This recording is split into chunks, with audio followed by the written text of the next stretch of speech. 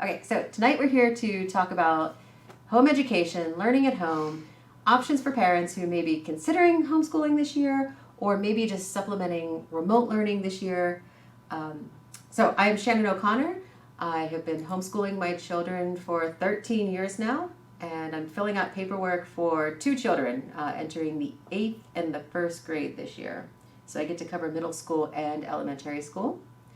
And I have homeschool mom Brenda Posey with me. Hi, I'm a veteran homeschooler of 18 years. I have 4 boys, 3 of them have graduated and moved on. My youngest is in 10th grade this year. So I just have 1 to account for, 1 to fill paperwork out for, yay. And I can cover middle and elementary school too, but high school, I could probably answer some things that you haven't experienced yet. Yeah, well, I mean, I found that middle school was even interesting hitting the 8th grade because the middle school curriculum it covers 6th through 8th grade, and then you hit 8th grade and you realize, oh, there's a couple things I haven't covered. Right. So we're gonna preload our year with all those requirements this year to get those taken care of. Okay. But when we talked last week, we talked about if you are going to officially homeschool your kids this year, the things you need to do. Right. And we keep referencing TST BOCES because this is the organization that serves South Seneca School District, Trumansburg School District, Tompkins County Schools, whereas anyone in our library service area that's in Romulus will report directly to the principal and superintendent at that school. Right. But I would recommend using TST BOCES paperwork because it is laid out, and I found it pretty easy to work through their system. But if you have alternative ideas, if you have a system of your own, you can use your own forms. Right. You can create your own forms as long as it has the pertinent information on it. And I've always created my own forms until this year. Okay. And then I realized using their forms actually kept it together a little bit neater. Okay. So the first thing, if you're going to homeschool, you need to file your letter of intent. Yes. That is simply stating it just asks for your child's name, birth date, parents, address, phone number, just basic things. It's like your formal announcement to BOCES, you intend to homeschool this year. It's very simple. Mm-hmm. So you turn that in. Technically it's due the 15th of August or 2 weeks before you intend to start homeschooling. So, if you homeschool in the middle of the year, you could, if you change your mind, if you put your child in school and you change your mind, you want to homeschool in the middle of the year, you could do that too. But, so that's all it is. It's just your formal announcement that you intend to homeschool. And then once you file your letter of intent with BOCES, and you can just do this by email. Yeah. You just fill it out online, attach it, send it. Then you need to plan your individualized home instruction program. Right. Your IHIP. Right. And when you send your letter of intent, it goes to homeinstruction@tst.boces. Correct. So that you know exactly where it goes. And then it's filtered in the right channel, right from the get-go. I did get an email back saying they received it, Yes. but also acknowledging the fact that this is the busiest time of year always for them, Mm-hmm. but also this year even more so. Yes. So it's going to take a while for them to get to them. Yes. So for the IHIP, your instructional plan, Right. they have information on there what has to be covered for each of the grade levels. It's a very intimidating list. It is intimidating if you look at their list, but if you look at a composite form of it, it's not so intimidating. If you look at your form, Mm-hmm. if you look at your IHIP form and the way it's laid out, it's much easier to comprehend. So look at that versus the list of an enormous amount of classes it looks like a material. It does. Because it's really not. It's really simpler than what it appears. Well, I mean, two things. One is some of the things don't have to be covered every year. Nope. Some of the subjects. And then other ones like health, science, and math, a lot of the things you're going to do are just going to integrate all three into Yes. one. So if you're doing, a nature journal studies program, well, that's going to incorporate all kinds of lessons. Science, reading, art, Mhm. PE, I mean, it's amazing how many of these things can overlap, and you can cover a whole lot of bases with just one subject. And then what I did for the IHIP planning is, and I've always done this, I would sit my kids down with me and ask them, okay, what do you want to focus on in science this year? Mm-hmm. I mean, first I do look at the New York State regulations. I look at, what are the state standards? What are they covering in the schools? Right. But because we're doing home education and we want it to be more child directed, I sit down with my kids and ask them, what is it we're going to do this year? Mm-hmm. I do the same thing, especially in high school. If there's any high school people that we're talking to tonight, you have options. Well, for math, what do you want to do? What kind of a math class do you want to do? So you got options there. Science, what kind of science do you want to do? Mm-hmm. You got options there. So, yeah. But people should know what's on the IHIP. Okay, so again, It's the name, the instruction. You have to know, and then again, the younger grades, kindergarten through 6, you have to do 225 educational hours per quarter, 900 per year. Grades 7 through high school, it's 247 and a half hours per quarter. So let's call it 250. Okay, that's fine. Or 990 per year. Uh-huh. Okay, which brings you back to your letter of intent. Mm-hmm. Let's backtrack a second. When you turn your letter of intent in, you have 2 weeks. You're doing this 2 weeks before you intend to start school. From when you turn your letter of intent in, you have 4 weeks to pull your IHIP together. Okay, you have 4 weeks to pull the IHIP together. 4 weeks. Okay. It's not due. So technically, you got a month to work it out. So you could technically start instruction 2 weeks later. Mm-hmm. And take the next 2 weeks to actually develop the IHIP with your kids and try to figure out what style is going to work for you. Right. I mean, because that, for someone new to this, that's the biggest thing. Like, how am I going to handle this? It could be so overwhelming. And you have to remember that for homeschooling, it's monitored by your education hours, the 900 or the 990 hours, okay?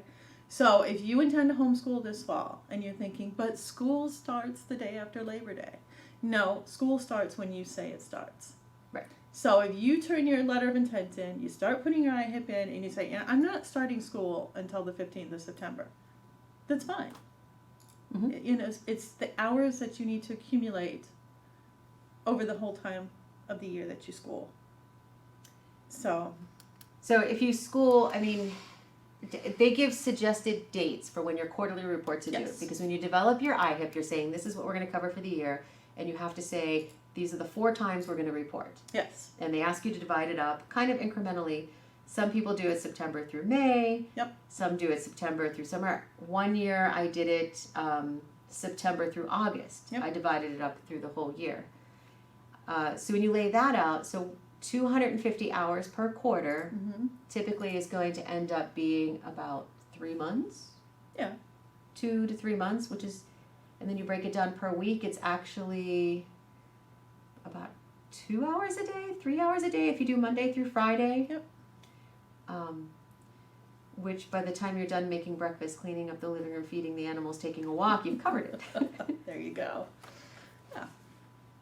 Okay, so developing the IHIP. So you look at the curriculum materials. The IHIP asks you to list your syllabus or your curriculum material. Or table of contents or your program of instruction. You have 4 things or 4 different ways that you can list what you're using. You don't have to do all 4 things for every subject. And you can look at each subject individually and list it in the appropriate manner. So, for instance, in math, if you're using a textbook, list your textbook and the author. Mm-hmm. Okay? PE. I always put down on my kids, well, we're probably going to go hiking this year, we're going to go ice skating this year. The curriculum will cover some of these things, just to give them a rough idea. Okay? They just want to know your intentions, they want to know the direction you're going, they want to make sure you got all your bases covered. They want to see some sort of resources that you're looking at something to guide your choices. Right. But for something like PE, what did I write down? Like general activities. Yep. And then I listed, here's all Right. the things we plan to do. Right. Something like music. Yep. I don't have a course developed for that, so something like world music. I just wrote internet resources. Yep. Or if your child takes private lessons on an instrument from somebody, that will count. Mm-hmm. Or if they are enrolled in some kind of a community choir or something, that will count. And then something like math, where I've always advocated for a curriculum in math, so Right. that there is systematic learning for that. Yeah, I just listed the textbook that we were Right. going to use.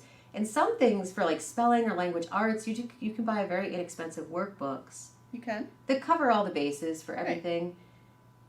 Though I have found through experience, a kid does their own workbook page on, say, nouns, it's not going to translate into learning. They have done that, they've learned the verbiage, but now you actually have to incorporate that into something you're reading with them or Right. writing with them. Right.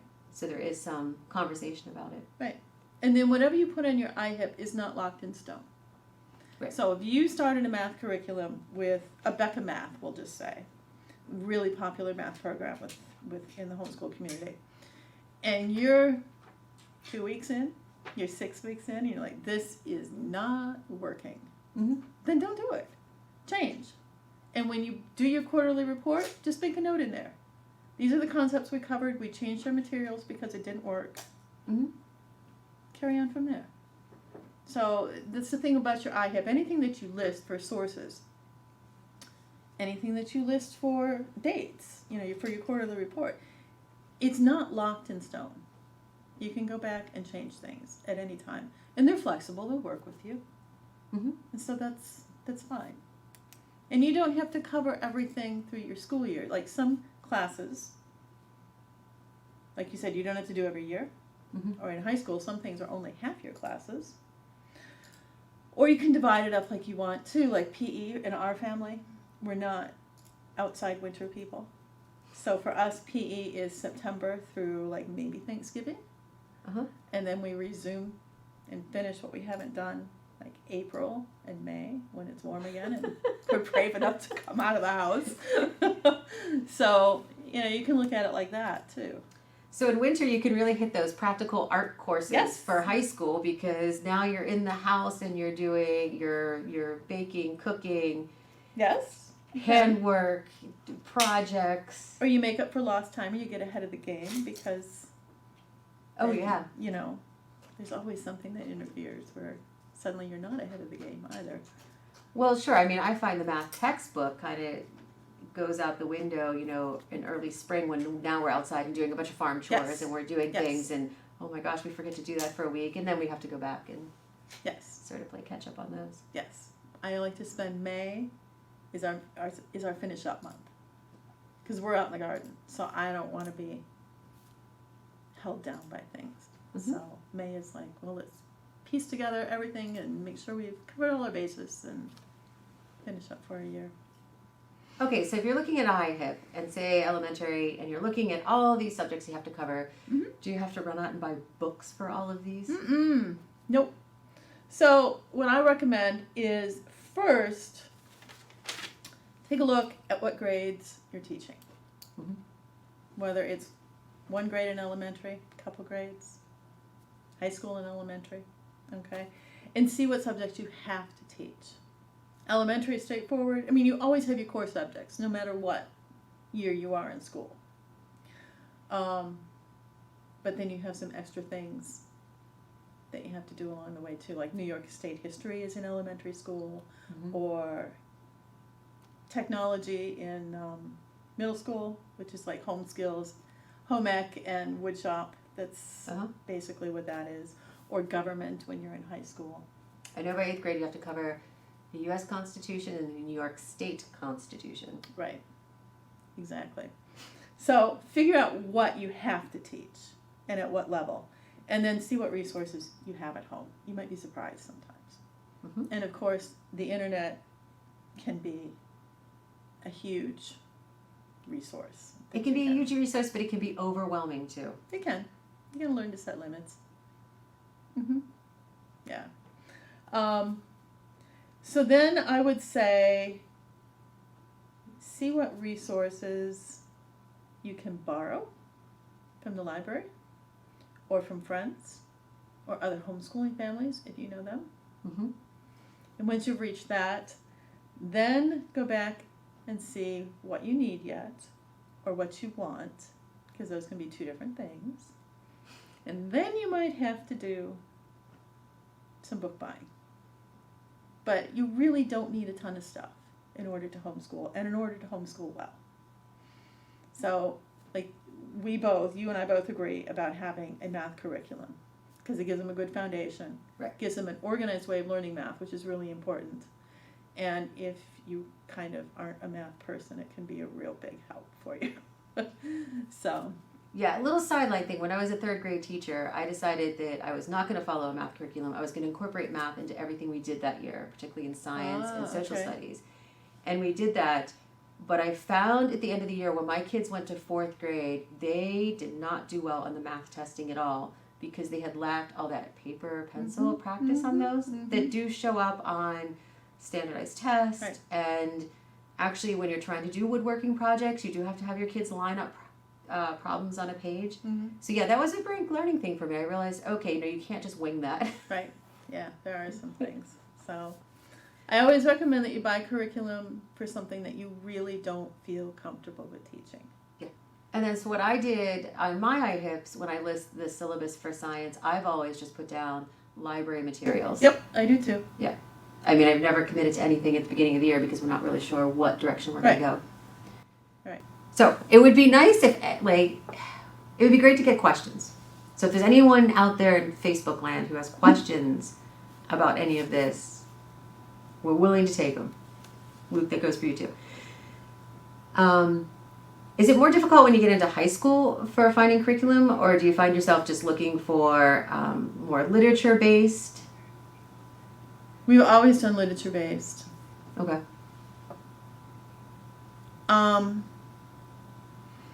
I have not found it to be more difficult. If anything, I found it to be easier because my kids know, they become far more independent learners by that age. So they know what's going to work for them and they can kind of find their own curriculum or help put it together. The biggest decision is, what am I going to take? What classes interest me? What do I want to do? Where am I going to go at the end of my high school journey? What classes would gear me towards what I'm interested in the most? Well, that would be anyone going into high school and selecting their classes for that year anyways. Yeah, I mean, you have to fill your electives and different requirements. I think elementary is actually the most difficult because now we're starting first grade. And, I mean, you could go in any direction for this. And, you know, a first grader, they're just like a little sponge. And and they want to do every topic you throw at them. Yes, I want to learn that. That probably is the most difficult one. I mean, for me, it's just getting the basics down. You know, can you read? Right. Let's do math. Mental math, problem solving. Get in the kitchen, cooking, baking. And just making it fun. Because if you make it fun in those years, then they develop this love of learning that will just go right on through, you know, their whole school career, which is nice. Yeah, and make it fun. And I think what's really important this year is to make sure they feel secure, safe. Make them aware of what's going on, but that you have like a good, solid home life and that you're now learning along with your kids. And as I mentioned last week, I mean, this is not something that just, you have to invest time. I mean, if you're going to homeschool, it is going to be a couple hours. Oh, at least. A day. Yes. That's just it. But if you can tap into another parent, a grandparent to help with even just the practical skills. Or older children. We have a question. Okay. It's from Kasana. Oh! What do you say to parents who are struggling with giving up school-issued Chromebooks? With giving up school-issued Chromebooks? Yeah. Well, I mean, how much is a Chromebook? $250. Okay, so it's like a $200 item. Well, I mean, you could borrow one from the library. There are libraries in our system that loan them out for a week at a time. My kids don't use computers in learning. I mean, especially at the elementary level. No, So I would say Chromebooks are not necessary for learning, particularly at the elementary level. Now, as you start to get older, yeah, they should have access to some sort of technology. Right. Even just learning how to research on it is a Right. huge thing. Yeah.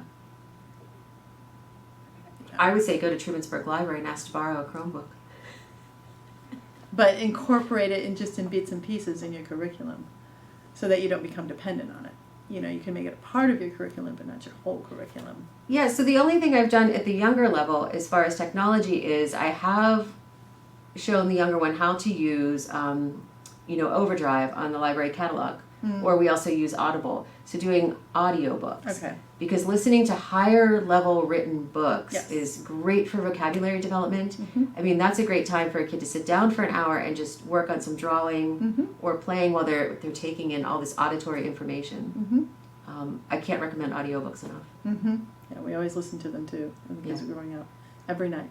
That's what they did when they went to bed. Went to bed with an audiobook. So. You just have to be careful about the repetitive nature.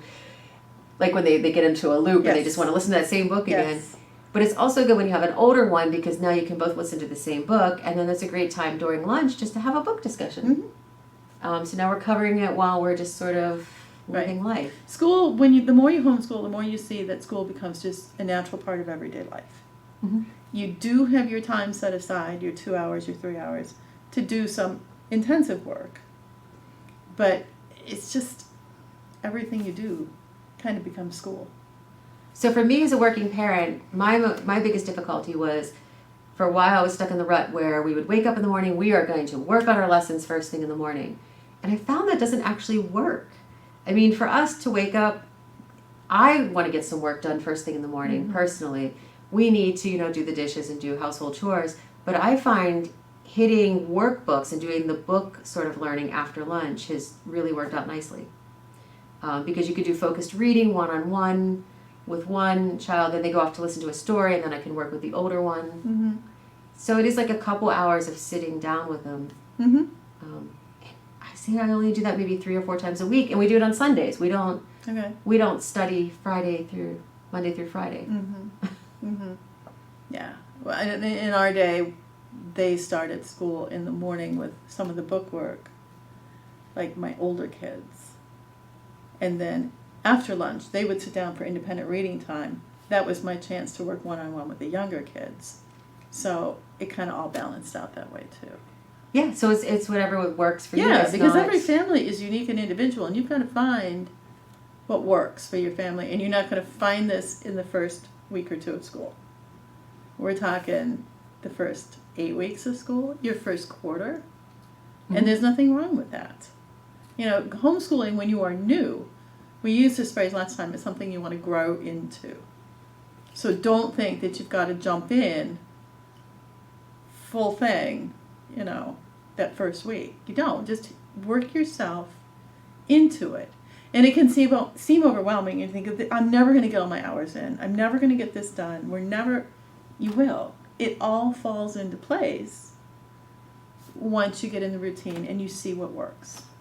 Did you find yourself driving in the car and practicing like multiplication facts and skip counting? No. Because this is the one time I have my kids' attention and we're going to do it now in the car. No, we didn't do that. No. We did not do car schooling, all that, that is described as a type of homeschooling for some families. So. Question? Cassandra has another question. How much prep time is required of parents in a week or a month? Prep time? Yeah. None. Yeah, I thought my only prep time was really preparing the iHip and sitting down and just organizing my thoughts. And really it only took me about an hour for each student. Yeah, and for us, the other thing that I would do, if I had a table of contents or a textbook that we were using, I would go through, once I got the book, and say, okay, we're going to try to cover this much material in the first quarter, this in the second quarter, and just lay out a roadmap. And there wasn't, I don't know, maybe an hour or 2 a week tops. Maybe by the time that I would put together a reading list for the kids or make sure I had everything just ready to go. Yeah, I think a lot. the biggest prep time might be more related when you're doing more like hands-on sciencey projects with them. Right. But then for that, I would recommend if you're working with a pot of families, then one person is the designated science person, so they can collect all the materials, set it up. Because if you're going to set it up for one kid, you might as well do it for, a couple kids at a time, sort of thing. No, there wasn't a lot of prep time. No. We have another question from Carrie. She says, I homeschool my 10th grader. Is there a local homeschool group for high schoolers? A high school homeschool co-op would be great. The answer is local, no. I take it you're calling or coming in from Ovid. There is not, and a lot of co-ops that meet in Tompkins County are not meeting this year because of COVID, so that's not happening. But that's not to say you couldn't find. No, if you go to the Ithaca area homeschoolers Facebook page, there is information on there for the teen group. There is in Ithaca, there are teen homeschoolers that meet online, and they are continuing through the year. Okay. So I would definitely check out that Facebook page because there is a group on there, and they're really active. Okay. They offer a lot of really great classes through the year. Okay. Now, so a 10th grader, when did you start looking at community college for high school curriculum? Next year, 11th and 12th grade. 11th and 12th grade, Yeah. looking at community college. Yeah, because they usually take kids 16 and older. Mm-hmm. They will make an exception for somebody younger if they feel the student is ready. Okay. So that will come into our curriculum next year. And it will be through FLCC, although you can go through TC3 too. And that way you attend community college, you're getting your course requirements for high school at the same time you're building college credits. Yes. Yes. And it's a lot of online learning, or you can go in person. You have to take two placement tests. One is in math, one is in English. And the only reason is so that you're put in the appropriate class. Okay. So you have to do that. You can take a lot of things, and it just all adds up. So. And I had another question about that, but I just lost it. But if you take the college credits, do they offer scholarships for students who are still of high school age? So in high school, when you're there, they have a special program that offers you discounted classes through a certain number of credits. I want to say it's 7 credits, but I can't. It's something like that. And then after that, anything else you pay full price. But it's not unreasonable. Mm-hmm. It's community college.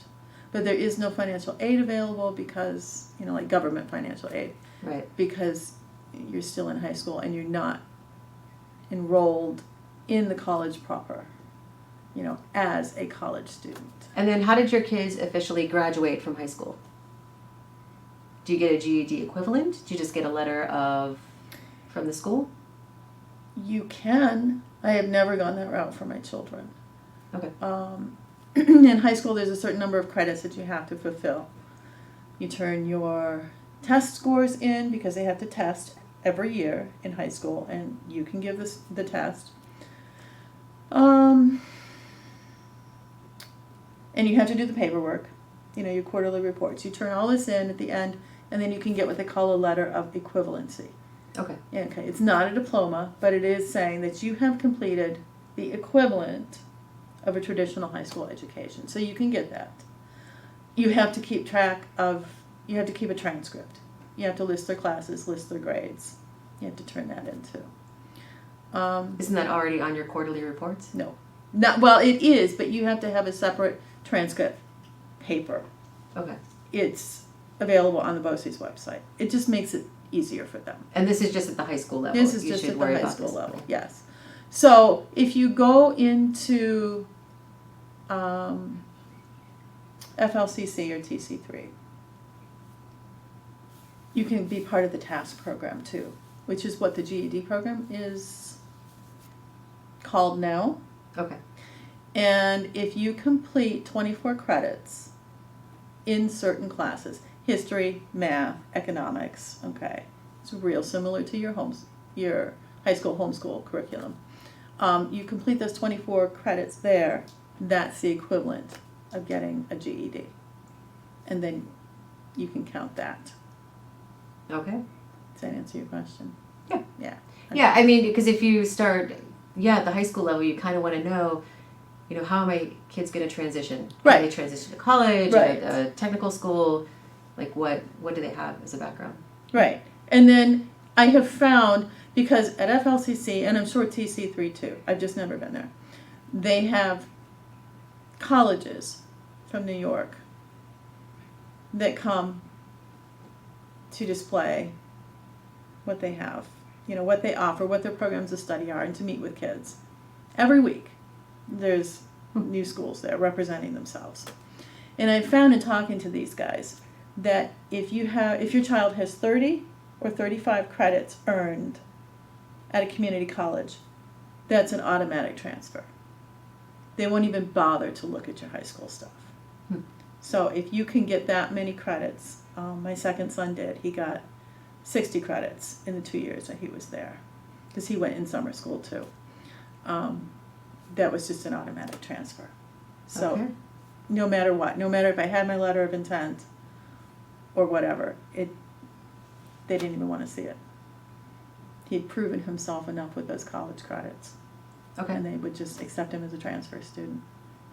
Yeah, that's great. Yeah, yeah. I mean, it really is. It's a lot easier. Maybe not for him because he had to take all those classes, but Yeah, but if you've learned all your life how to be a self-directed Yes. learner, then college is probably going to be a lot easier than a kid who's been in the public school and then they hit college and they kind of lose it for a year.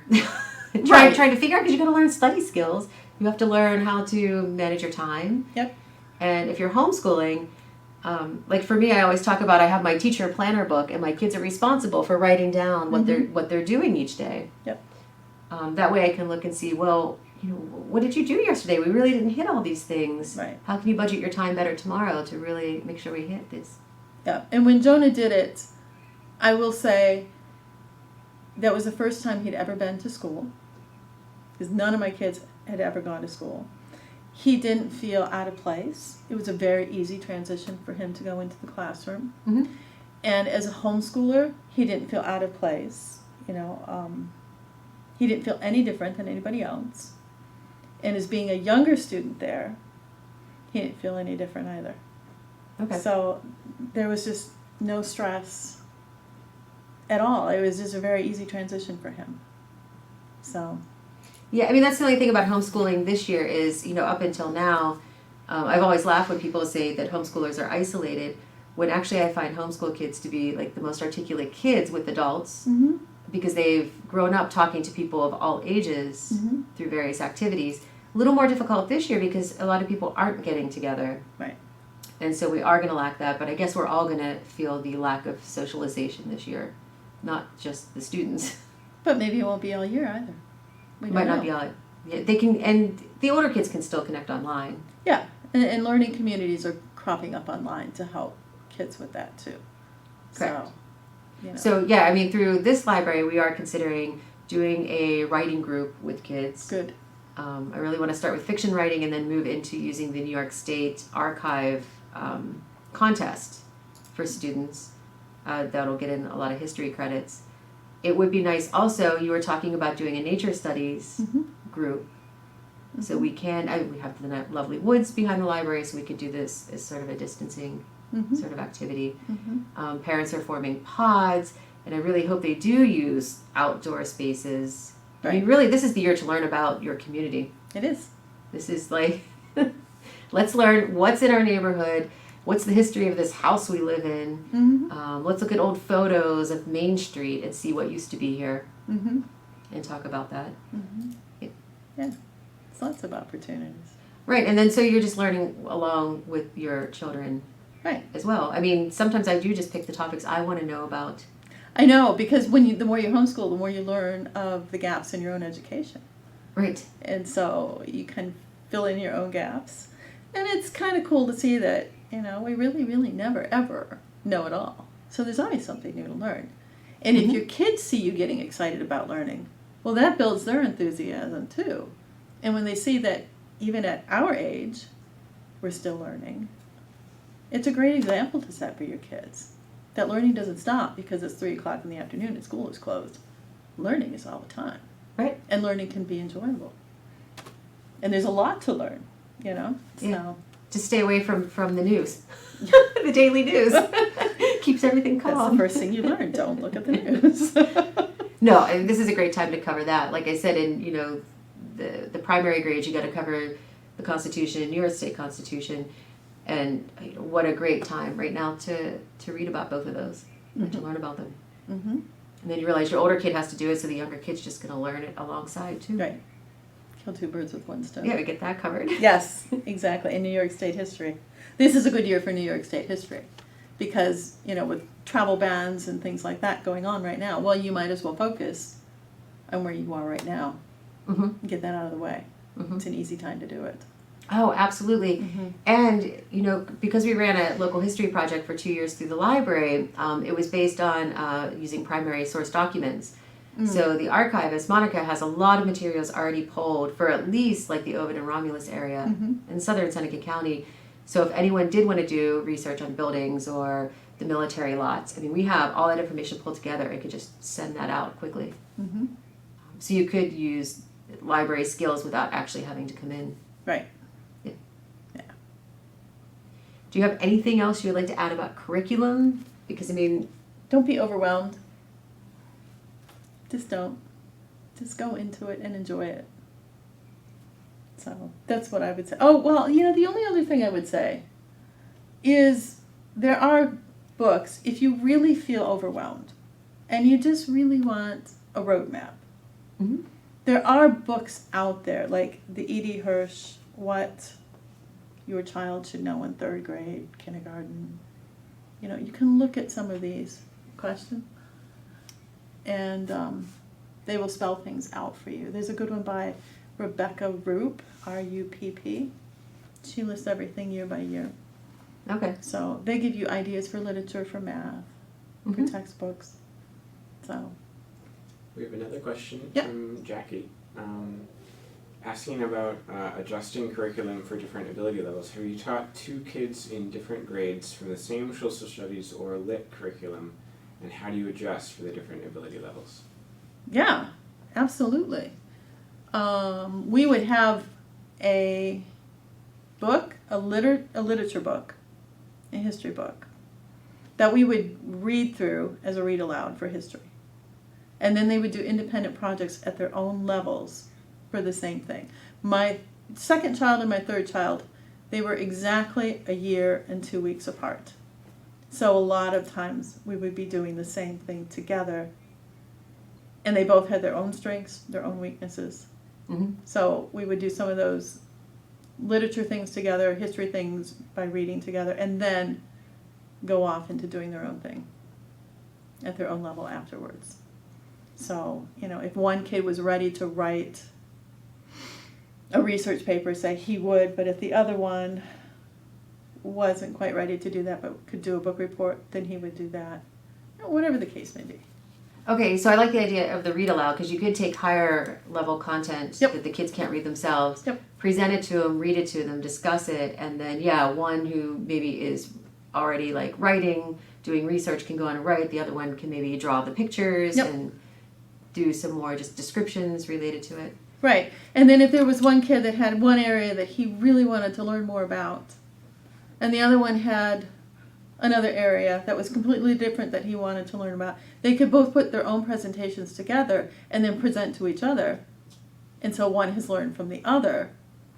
And that was kind of cool too, to do something like that. Yeah, and I had a family who, when they went to remote learning, felt that their kids weren't doing enough. So that's something they did. Each week the kids had sort of a question to research. So they would research a topic, and then at the end of the week, each one would have like a poster presentation. Yeah. So they practiced their public speaking skills to the family. Exactly. They had to make a poster like an actual project. Yep. And I thought that was a great idea, and Yep. I'm going to run with that this year. Yeah. Yeah, that is really good. So how do you handle if you have two kids, they've never really been homeschooled before, and now they're just fighting for mom's attention or dad's attention? I don't know. Well, I use audiobooks at that moment. You use audiobooks at that Go moment. listen to your story. Yeah, yeah. No, that's how we try to divide our day, so that at certain times this kid was one-on-one with me. This was a real biggie with math. Okay, we had math at the kitchen table. That was mandatory. Yeah. Because that's what worked best. Yeah. So from 10 to 10:30 was one kid. From 10:30 to 11 was another kid. And they knew over this time that when they were finished with math with me, they knew what was next to go work on independently, and then the next kid would come in. So I just found that if somebody really needed me and I was working with them, as long as I had something constructively occupying the other ones, we were good. Mhm. Mostly, usually. Yeah, and you had 4 at a time. I had 4 at a time. Yes. Yeah. So. Or Yeah, I 3 just and a found it toddler. was a little more difficult when there was like a toddler around. Yes, like, yes. really Because little like my people. older 3, there was a gap then. Yeah. So I had my older 3 and then the 2-year-old. And yeah. But it works. It somehow miraculously all works. I think you have to realize there's going to be days it doesn't work, and Yes. there's going to be days you just got to throw in the towel and say, nope, we're done. We're going for a walk. Yes, and that's what we did. Okay. I'm not the only one. Nope.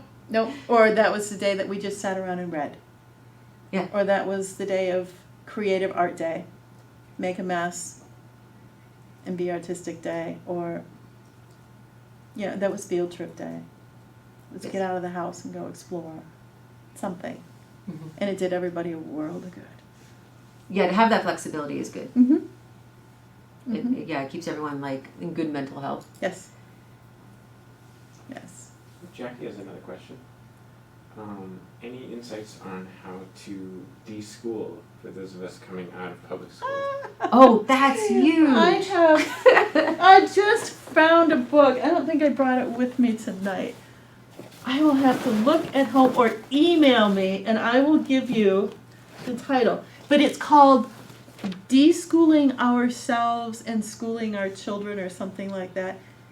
It was wonderful because that is a topic in and of itself, that we have to get rid of our own ideas of what school should be. So yes, email me and I will send you the title of that book. It was very, very, very good.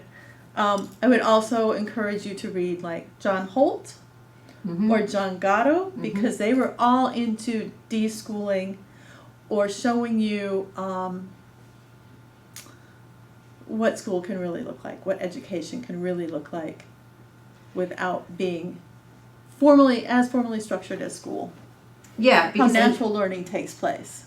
because you have to look at the reason why schooling was developed. I mean, Yes. when you look at the Dewey Decimal System, schools come next to prisons. Schooling, Horace Mann had a whole idea on how to control the populace through educational means. And so I was a public school teacher for 10 years, and it was really hard for me to step out of that mindset to then teach kids, let it be child-led, because you do get used to, we got to cover 45 minutes of math, we have to use workbooks, we have to use, mimeographed papers for Yes. social studies today. And you really do have to step away and realize it's far better to delve deeper into singular subjects than it is to touch upon 10 different subjects in a day just on a cursory level. Right. Homeschooling is going to allow you to go much deeper. You may not cover as much in a year, but the kids are going to have a far greater understanding and the understanding of how to learn. Yes, and they often retain things far better in that kind of environment Yes. than But it is hard. I think to de-school yourself first, you kind of have to push away all those curriculum books and all that stuff and just spend a couple weeks just playing educational games with your kids, reading, talking, and figuring out how you are going to structure your day for learning. And you have to trust your kids that no matter what, they will learn. Oh, they want to learn. And they will. Yeah. And that's a big thing, is the insecurity. But you've just got to trust your kids that they will learn. And you would be astounded at what they will learn. Yeah. So, yes. So we'll look up the title of the de-schooling book. Yes, and I've got it at home. It's sitting on my kitchen table. I didn't bring it tonight. But, yes. Oh, the John Taylor Gatto books are some of my favorite because he was a public educator Yes. in New York City schools. He was a worked New York State Teacher of the Year twice. And is most adamant about how you can learn at home with your kids. Yes, yes.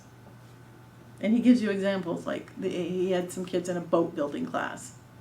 And he told everything that they learned just by learning to build a boat. It wasn't just building a boat. It was math, it was a kind of wood, it was the history behind it. It was amazing how just everything became all-encompassing around this boat.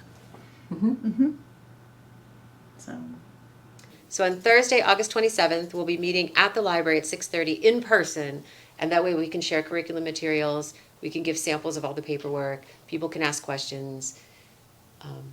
Yes, we'll be in person. We'll be well spaced out. If you bring your kids, they can roll down the hill or be in the gazebo.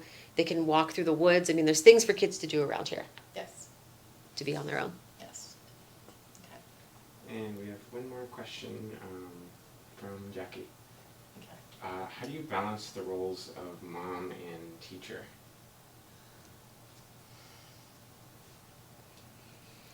I don't know what to That say. is hard because kids know how to play mom better than they know how to play the teacher. Yeah, they do. And I think it's just your relationship. I think sometimes you have to separate from each other. I've always used my older kid to help teach the younger kid because sometimes she's more effective than me. Something for like art instruction, I always use someone else to provide the instruction. Or dad steps in and does certain subjects with the kids.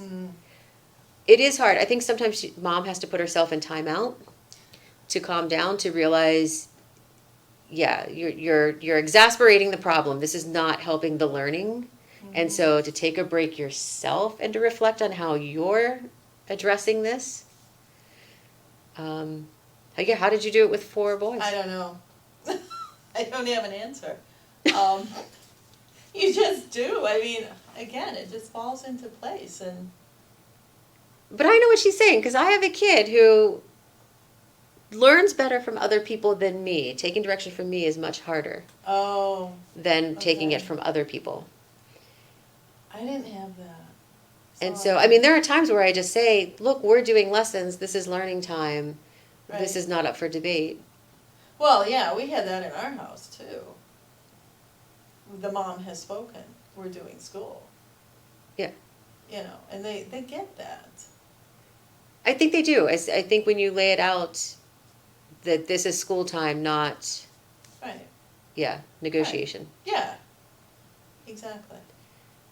And, I mean, that's when at the end of the day, they have what they like to do best ready to go. Like for us, like I said, the audiobooks or drawing. And that sits there at the end.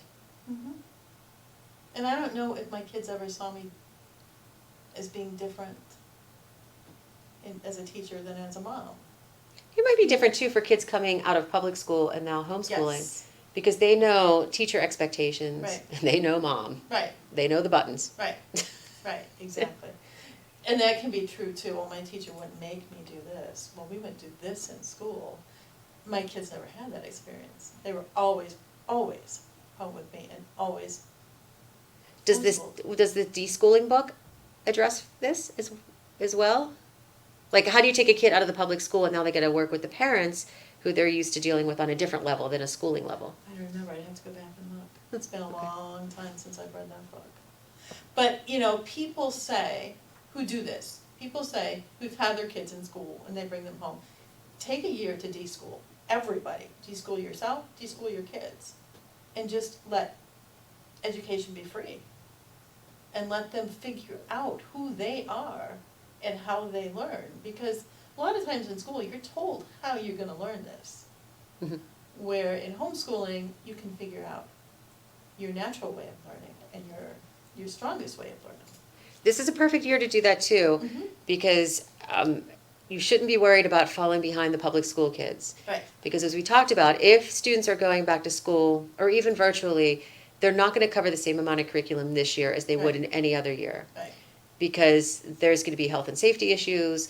If it's virtual, that brings in a whole other realm. They're not going to cover everything they would normally cover anyways. This is not going to be a normal school year period. No. This is the year to just everyone be a tight family and get to know each other and get to love learning together. Yeah. Yeah. Okay. All right. So hopefully we'll see some people next week on Thursday.